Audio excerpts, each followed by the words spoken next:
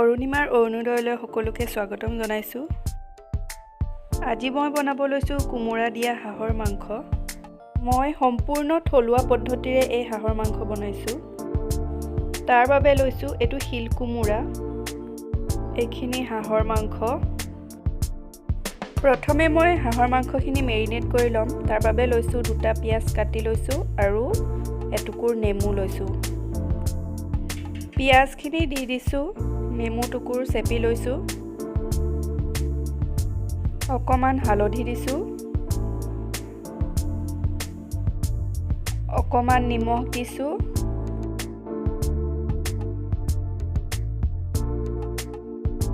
আৰু অকণমান মিঠাতেল দি লৈছোঁ। এই গোটেইখিনি মই হাতেৰে ভালদৰে সানি লৈছোঁ।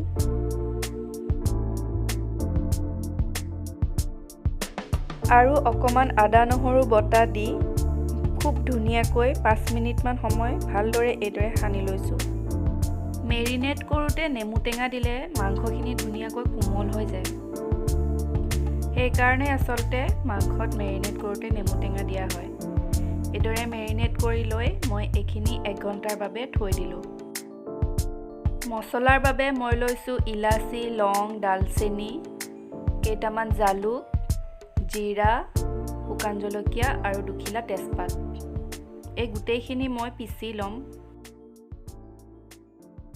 এয়া চাওক, এইখিনি শুকান জলকীয়াৰ বটা ধুনীয়াকৈ পিচি ল'লোঁ। এইখিনি হৈছে লং, ইলাচি আৰু ডালচেনিৰ বটা। এইখিনি জিৰা জালুকৰ বটা।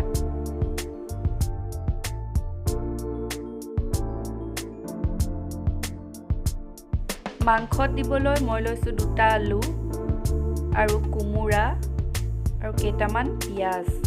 মই পিঁয়াজ সৰহকৈ লৈছোঁ কাৰণ মাংসত পিঁয়াজ সৰহকৈ দিলে ভাল লাগে। এই গোটেইবিলাক মই ধুনীয়াকৈ এতিয়া কাটি ল'ম। আলুখিনি এইদৰে কাটি ল'লোঁ, কোমোৰাখিনিও টুকুৰা টুকুৰকৈ ধুনীয়াকৈ কাটি লৈছোঁ, পিঁয়াজখিনিও মিহিকৈ গোটেইখিনি কাটি ল'লোঁ। পিঁয়াজ মই মেৰিনেট কৰোঁতেও 2টা দিছিলোঁ। এয়া গোটেইখিনি এতিয়া ৰেডি হৈ গৈছে। এইখিনি মছলা বটি লোৱা, আদা নহৰু লৈ লৈছোঁ বটা, আৰু কেঁচা জলকীয়া লৈ লৈছোঁ 4টা। এয়া মই মাজতে ফালি ফালি লৈছোঁ। এই সকলোখিনি ৰেডি হৈ গৈছে। আৰু যিহেতুকে এইটো শিল কোমোৰা, সেইকাৰণে মই এইটো অকণমান সিজাই ল'ম। এতিয়া এখন কেৰাহী গৰম হ'বলৈ দিছোঁ আৰু তাত মিঠাতেল দি দিছোঁ। মিঠাতেল মই সৰহকৈ দি দিয়া নাই কাৰণ হাঁহৰ মাংস ভাজোঁতে বহুত তেল ওলায়। তেল ভালদৰে গৰম হোৱাত জলকীয়া কেইটা আৰু তেজপাত কেইখিলা দি লৈছোঁ আৰু লৰাই দিছোঁ।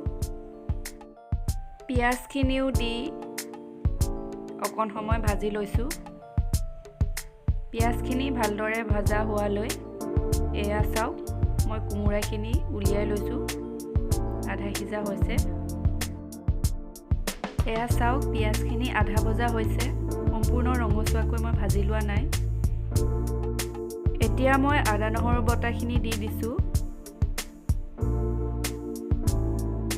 লগতে জিৰা জালুকৰ বটাখিনিও দি লৈছোঁ আৰু অকণ লৰাই লৈছোঁ। মছলাখিনি মই আগতীয়াকৈ বেছি নাভাজোঁ কাৰণ হাঁহৰ মাংস বহুত সময় ভাজিব লাগে। সেয়ে মাংসৰ লগতে গোটেই মছলাখিনিও ধুনীয়াকৈ পিছত ভজা হৈ যাব। এতিয়া শুকান জলকীয়া বটাখিনিও দি লৈছোঁ,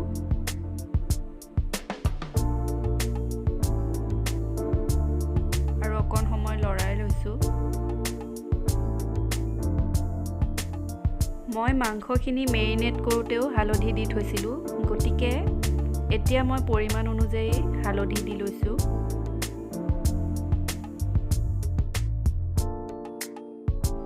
দুই মিনিটমান এইখিনি ভাজি লৈছোঁ আৰু এতিয়া মেৰিনেট কৰি থোৱা মাংসখিনি দি লৈছোঁ।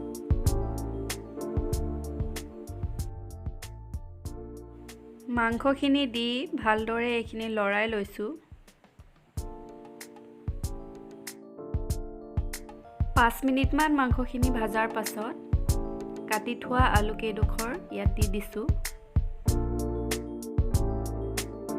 পুনৰ ভালদৰে লৰাই দিছোঁ। যিহেতুকে মেৰিনেট কৰোঁতে নিমখ দি থৈছিলোঁ, সেয়ে মই আকৌ পৰিমাণ অনুযায়ী নিমখো দি লৈছোঁ। ভালদৰে এইখিনি মিলাই লৈ ঢাকন মাৰি দিছোঁ। এইদৰে ঢাকন দি দি মই হাঁহৰ মাংসখিনি প্ৰায় আধা ঘণ্টাৰ কাৰণে ভাজি লৈছোঁ।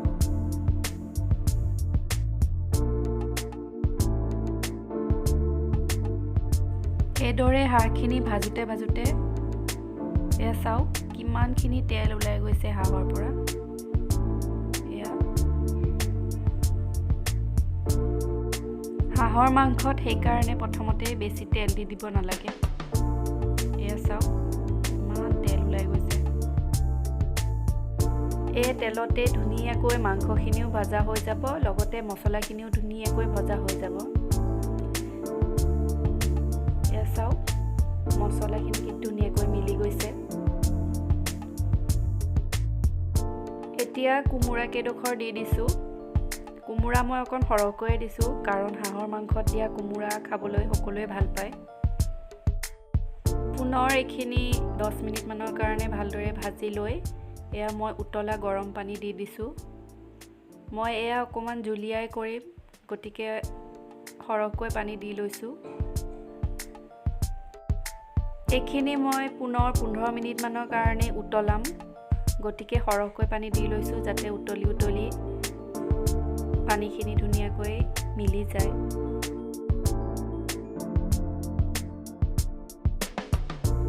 এয়া চাওক উতলি উতলি কি ধুনীয়া হৈ গৈছে হাঁহৰ মাংসখিনি। এতিয়া মই বটি থোৱা লং, ইলাচি আৰু ডালচেনিখিনি দি লৈছোঁ।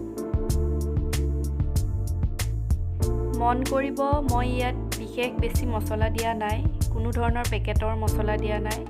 সম্পূৰ্ণ থলুৱা পদ্ধতিৰে বনোৱা হৈছে গোটেইখিনি। এতিয়া গেছ অফ কৰি দিছোঁ আৰু এটা বাটিত ধুনীয়াকৈ সজাই লৈছোঁ। এই চাওক কি ধুনীয়া ৰঙৰ হৈ গৈছে হাঁহৰ মাংসখিনি। থলুৱাভাৱে মই বনোৱা হাঁহৰ মাংসৰ পদ্ধতিটো ভাল লাগিছে যদি লাইক, শ্বেয়াৰ আৰু ছাবস্ক্ৰাইব কৰিব, লগতে কমেণ্ট কৰিবলৈ নাপাহৰিব।